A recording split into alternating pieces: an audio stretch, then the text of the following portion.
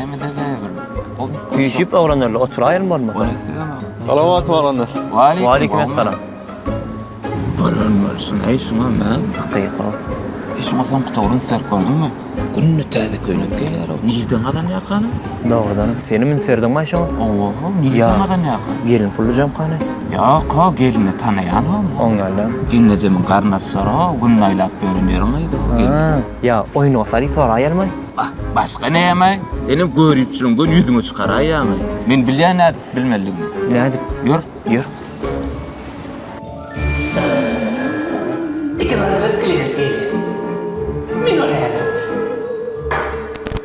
Salamu aleykum Bilgeç ağa. Aleykümselam. Geçin.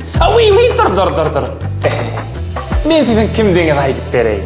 Sen adyň Allah'ın öýdüňi tamadaçylyk edýän. Sen adyň Merdan. Senim tamadaçylyk edýän.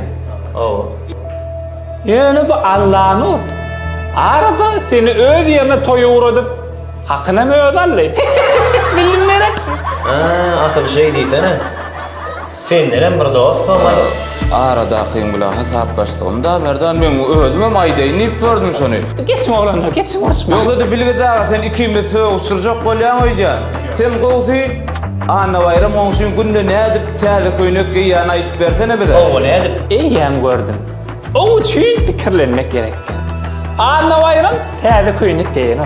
O köýnek diýen. Ay Bilgeç ağa bilýän adamylar ağlatjak bolmasana. Senden bir Bilgeç şoğamay.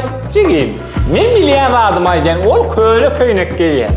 Ol köýneklerini güneş soda ýuýar. O näme? Ine, sen şuň ýuwsaňa diýdir, täze köýnek diýeni alyp ortaňa.